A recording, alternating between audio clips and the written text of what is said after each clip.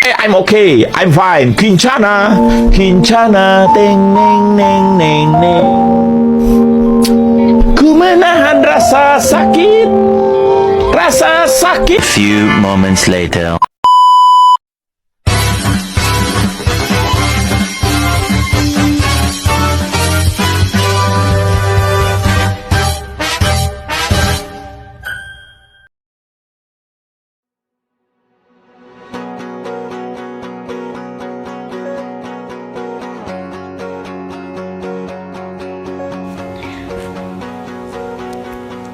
Pertamina.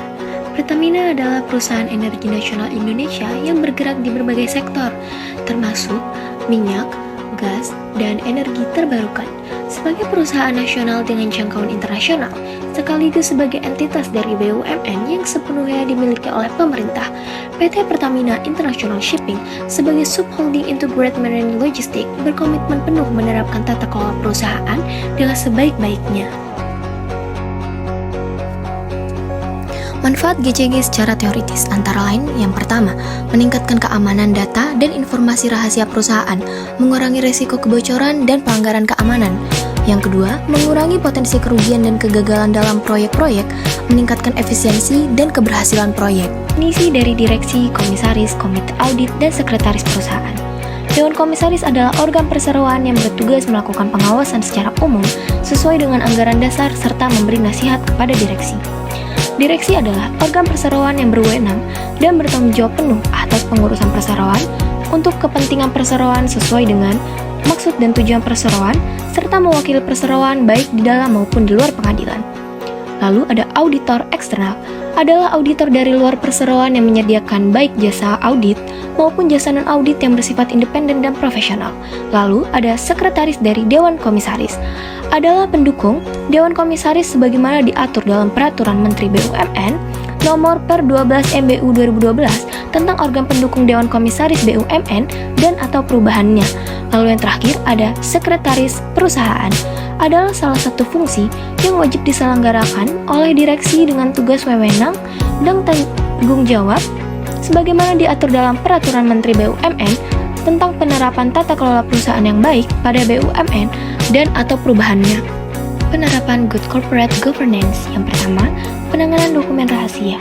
Untuk perlindungan informasi rahasia, kepala unit bisnis harus menginstruksikan setiap karyawan yang memerlukan akses ke informasi rahasia untuk melaksanakan tugas fungsionalnya sesuai dengan ketentuan yang berlaku. Yang kedua, pokok-pokok kebijakan manajemen risiko PT Pertamina.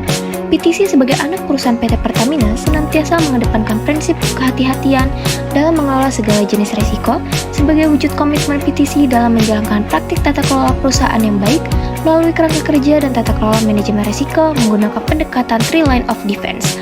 Lalu ada jenis-jenis risiko yang dikelola oleh PT Pertamina. PT Pertamina Training and Consulting sebagai anak perusahaan PT Pertamina fokus pada dukungan bisnis yang bukan inti dari PT Pertamina. Tujuan utamanya adalah untuk memberikan keyakinan terhadap pencapaian target dan sasaran kerja. Lalu yang pertama ada financial management, merupakan resiko yang timbul akibat kegagalan, kesalahan dalam operasional keuangan, akuntansi, strategi keuangan, dan perpajakan. Yang kedua ada business environment, merupakan resiko yang timbul akibat perubahan teknologi, budaya, ekonomi pasar, pemerintah, dan politik. Lalu yang ketiga ada corporate image, merupakan resiko yang berkaitan dengan reputasi PTC, brand image, dan stakeholder management. Landasan penerapan manajemen risiko. Penerapan manajemen risiko PTC berdasarkan pada yang pertama, Peraturan BUMN Nomor per 01 MBU 2011 tanggal 1 Agustus 2011. Lalu yang kedua, ada Piagam Manajemen Risiko PTC yang ditandatangani oleh seluruh jajaran manajemen PTC pada tanggal 5 Desember 2018. Konflik kepentingan. Untuk menjaga hubungan bisnis yang baik dengan pelanggan, PTC harus mengatur prosedur penanganan konflik kepentingan dan mekanisme pelaporannya. Berikut ini adalah prinsip dasar penerapan pengelolaan benturan kepentingan atau conflict of interest yang harus dijalankan, yaitu yang pertama, menghindari terjadinya konflik kepentingan pribadi, keluarga, dan golongan. Yang kedua, mengutamakan kepentingan publik. Mencegah potensi konflik kepentingan. Jadi, bagaimana PTC mencegah potensi konflik kepentingan perusahaan? Untuk mencegah potensi konflik kepentingan dalam melaksanakan operasional perusahaan sehubungan dengan rencana transaksi, maka PTC harus melakukan yang pertama, menunjuk pihak-pihak independen untuk melakukan penilaian yang independen atas rencana transaksi yang dimintakan persetujuan pemegang saham. Lalu, yang kedua, ada pendapat konsultan hukum independen yang memberikan pendapat hukum atau legal opinion atas transaksi jasa-jasa sebagaimana yang diuraikan.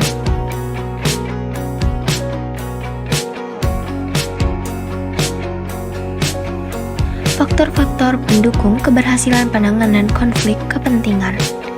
Yang pertama, ada komitmen dan keteladanan manajemen.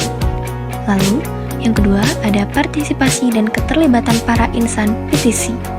Lalu yang ketiga, ada perhatian khusus atas hal tertentu. Yang keempat, langkah-langkah preventif. Lalu yang kelima, penegakan kebijakan konflik kepentingan. Lalu yang terakhir, ada pemantauan dan evaluasi.